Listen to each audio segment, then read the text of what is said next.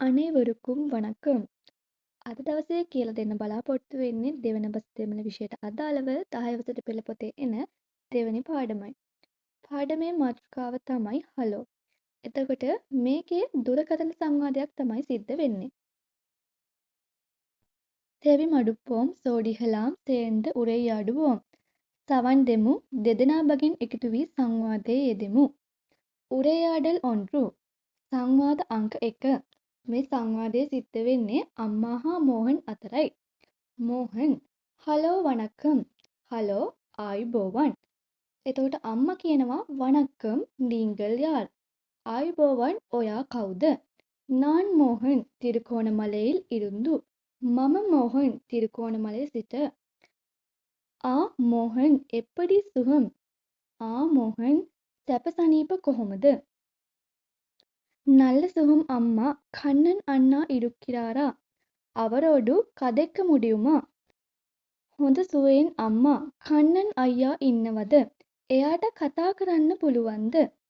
அவர் இல்லை வெளியே போயிட்டார். ඔහු නෑ එළියට ගිහින්. அவர் எங்கே போனார்? එයා කොහෙද ගියේ? கோயிலுக்கு கோவிලට. அவர் எப்ப வருவார் அம்மா? ඔහු කීයටද එන්නේ අම්මා?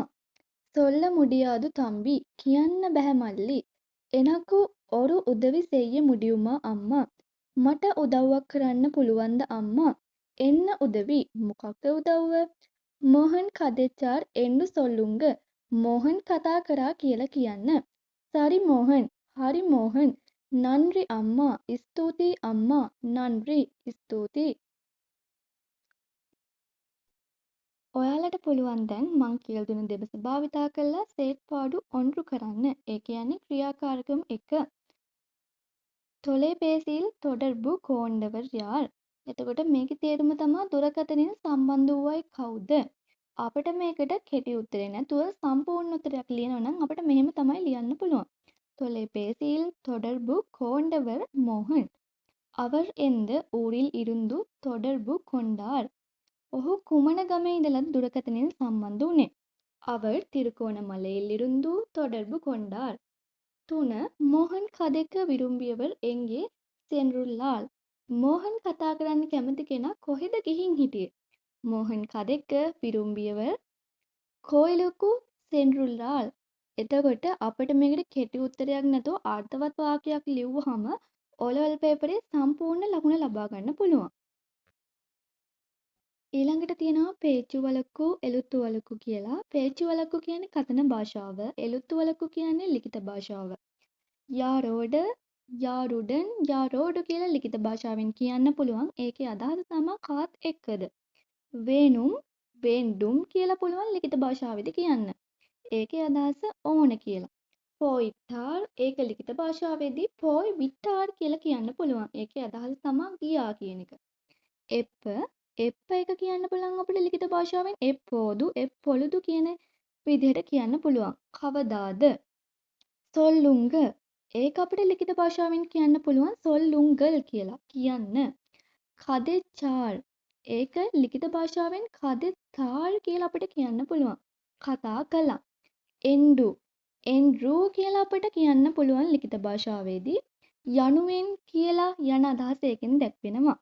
කදෙකිරීංග ඒක ලිඛිත භාෂාවෙන් කදෙකිරීංගල් කියලා අපිට කියන්න පුළුවන්. කතා කරන්නේ කියන අදහස තමයි ඒකෙන් දැක්වෙන්නේ.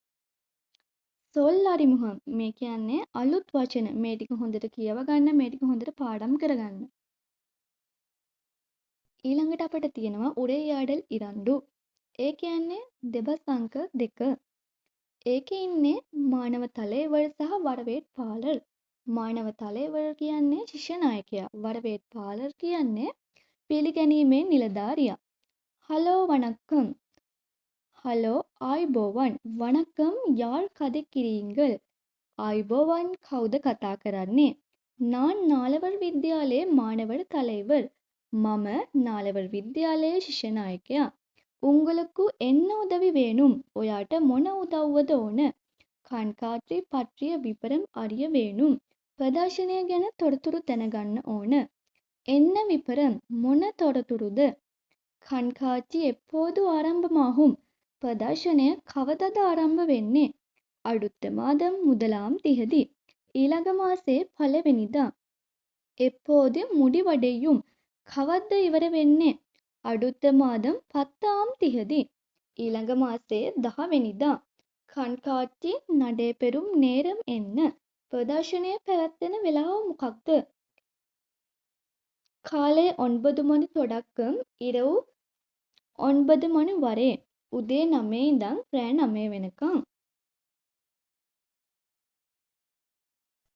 අනුමති කට්ටනම් එව්වලු. ප්‍රවේශ පත්‍ර ගාස්තුව කීයද? அனுமதி கட்டணம் 300 ரூபாய். பாடசாலை மாணவர்களுக்கு විශේෂ සලුහේ උண்டு. ප්‍රවේශ පත්‍ර ගාස්තුව රුපියල් 300යි. පාසල් ළමයිට විශේෂ වරප්‍රසාද එහෙම නැත්නම් දීමනා තියෙනවා.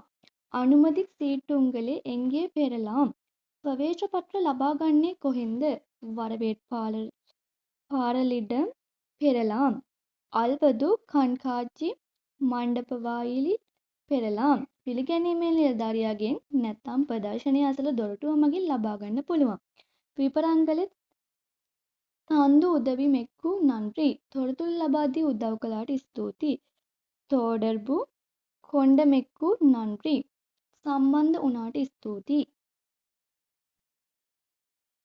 එතකොට මේ දෙවනි දෙබස ආශ්‍රයෙන් දීලා තිනවා සේත්පාඩු ඉරන්ඩු. ඒ කියන්නේ ක්‍රියාකාරකම් දෙක.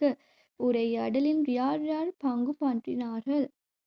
දෙබසට සහභාගී වූ අය කවුරුන්ද? உரையாடல் මානව தலைவர் வரவேற்பாளர் பற்றினார்கள் කියලා අපිට උත්තරේ දෙන්න පුළුවන්. ඊට පස්සේ දෙවෙනි ප්‍රශ්නේ. அவருக்கு தேவையான விபரங்கள் யாவே? ඔහුට අවශ්‍ය වුණ තොරතුරු මොනවාද? එතකොට அவருக்கு தேவையான விபரங்கள் எப்போது ஆரம்பமாகும்? නඩේපෙනුම් නේරම් එන්න. එතකොට අනුමති කට්ටනම් මෙව්වලු ඒවා අපිට ලියන්න පුළුවන්. ඊට පස්සේ තුන්වෙනි ප්‍රශ්නේ. කන්කාட்சி එත්තනයාම් තිහදී ආරම්භමාහුම්. ප්‍රදර්ශනය කවද්ද ආරම්භ වෙන්නේ? එතකොට කන්කාட்சி முதலாம் திகதி ආරම්භමාහුම්. එතකොට හතරවෙනි ප්‍රශ්නේ තමයි කන්කාட்சியின் අනුමති කට්ටනම් මෙව්වලු. ප්‍රදර්ශනයේ ප්‍රවේශ පත්‍රවල ගාස්තු කීයද? එතකොට கண்காட்சியின் அனுமதி கட்டணம் 300 ரூபாய் තමයි එන්නේ. 300 ரூபாய். එතකොට පස්වෙනි ප්‍රශ්නේ කන්කාட்சி එතනේ මණිකු ආරම්භමාහුම්. එතකොට මේක ආරම්භ වෙන වෙලාව කීයද කියලා තමයි අහන්නේ. කන්කාட்சி කාලේ 9 මණිකු ආරම්භමාහුම් කියලා අපිට අවසන් කරන්න පුළුවන්. එතකොට අපිට තියෙනවා செயற்பாடு 3 ක්‍රියාකාරකම 3 பொருத்தமான විනාඩි சொற்களை கொண்டு வாக்கியங்கள் பூரணப்படுத்துங்கள். ගැළපෙන ප්‍රශ්නවාචී පද යොදා වාක්‍ය සම්පූර්ණ කරන්න. யாருடன் කා සමගද? ඒන් ඇයි? එව්වලව් ප්‍රමාණය. எப்போது කවදාද? එන්න මොකක්ද? එංගේ කොහෙද? எப்படி කොහොමද? යාර් කවුද? හොඳයි. දැන් අපි බලමු පළවෙනි එක මොකක්ද කියලා. මම මේකේ උත්තර ටික කියන් යන්නම් වාක්‍යයත් එක්ක. 1. මාලා ஏன் வரவில்லை? என்ன விபரம் வேண்டும்? கண்காட்சி எப்போது ஆரம்பமாகும்? எப்போது கண்காட்சி முடிவடையும்? பிரவேசனம் கட்டணம் எவ்வளவு? அவர் எங்கே போனார்? உங்கள் பெயர் என்ன? பாடசாலைக்கு எப்படி வந்தீர்கள்? பன்சலுக்கு யாருடன் போவீர்கள்? நீங்கள் யாருடன் கதைக்க வேண்டும்? உரையாடலில் பங்கு பற்றியவர் யாவர்?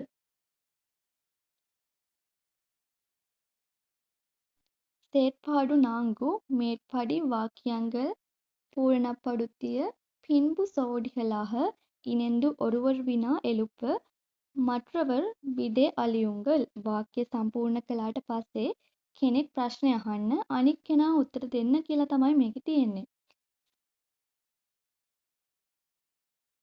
செயற்பாடு 5 தரப்பட்டுள்ள வினாட் சொற்களை பயன்படுத்தி சிறிய විනා වාක්‍යங்கள் ආකුංගල්. දී ඇති ප්‍රශ්නවාචී පද භාවිතා කරලා පොඩි වාක්‍ය ගොඩනගන්න කියලා තමයි තියෙන්නේ. මම ඔයාලට මේ වචනවල තේරුම් ටික කියලා දෙන්නම්. එන්න මොනවද? ඒන් ඇයි? එපඩි කොහොමද? එව්වාරු කොහොමද? එපොழுදු කවදාද? යාර් කවුද? යාරුක්කු කාටද? එංගේ කොහෙද? යාරුඩන් කාත් එක්කද? ඔයාලට පුළුවන් මේ වචන භාවිතා කරලා අර්ථවත් වාක්‍ය හදන්න. ඒ වගේම සේට් පාඩු 6. மாணவர் இருவர் கோண்ட சோடிகளாகி நீங்கள் விரும்பிய தொலைபேசி உரையாடல் ஒன்றை எழுதுங்கள். ශිෂ්‍යයෝ දෙනෙක් බැගින් එකතු වෙලා කැමති දුරකථන සංවාදයක් ලියන්න කියලා තමයි එකේ තියෙන්නේ. செயற்பாடு 7. எழுதிய உரையாடலை அடிப்படையாகக் கொண்டு வகுப்பறையில் பேசிக் காட்டுங்கள். ලියූ දෙබස භාවිතා කරලා පන්තියේ කතා කරලා පෙන්වන්න කියලා තමයි මේකේ තියෙන්නේ. செயற்பாடு 8. புகையிரத நிலைய அதிகாரியுடனான උරෙයාඩල් ஒன்றை எழுதுங்கள். ඒ කියන්නේ දුම්රිය ස්ථානාධිපති නිලධාරියෙකු සමග පහත වචන යොදාගෙන සංවාදයක් ලියන්න කියලා තමයි තියෙන්නේ. වණකම් ආයුබෝවන් තයව් සෙයිදු කරුණාකර උදවි උදව්ව එතනේ කීයටද කට්ටනම් ගාස්තුව එව්වලු කොපමණද පුරප්පඩුම් පිටත් වී පයිනන්සීටු ප්‍රවේශ පත්‍රය සෝඩිහලහ ඉනෙන්දු උරෙයාඩුංගල් දෙදෙනා බැගින් එකතු වී සංවාදයේ යෙදෙන්න කියලා තමයි ඒකේ තේරුම. මං හිතනවා මං කරපු පාඩම ඔයාලට හොඳට තේරෙන්නේ නැති කියලා. ඔයාලා මේ පාඩමේ තියෙන කථන භාෂාව, ලිඛිත භාෂාව, ප්‍රශ්නවාචී පද ඒවා හොඳින් පාඩම් කරගන්න. ඒ වගේම මේකේ දෙබස් ලියලා තියෙන ආකාරය පිළිබඳ අවධානය යොමු කරලා හොඳින් බලා ගන්න. O level exam එකට වැඩි හරියක් මේකෙන් ප්‍රශ්න අහන්න පුළුවන්. කථන භාෂාව පිළිබඳව සහ දෙබසක් ලියන්න කියලා දෙන්න පුළුවන්. ඒ නිසා ඔයාලා මේ පාඩම් හොඳට කියව ගන්න. ඒ වගේම මම ඉස්සරහට බලාපොරොත්තු වෙනවා පේපර් සාකච්ඡා කරන්න. එහෙනම් අදට මම මෙතනින් පාඩම අවසන් කරනවා. වණක්කම්.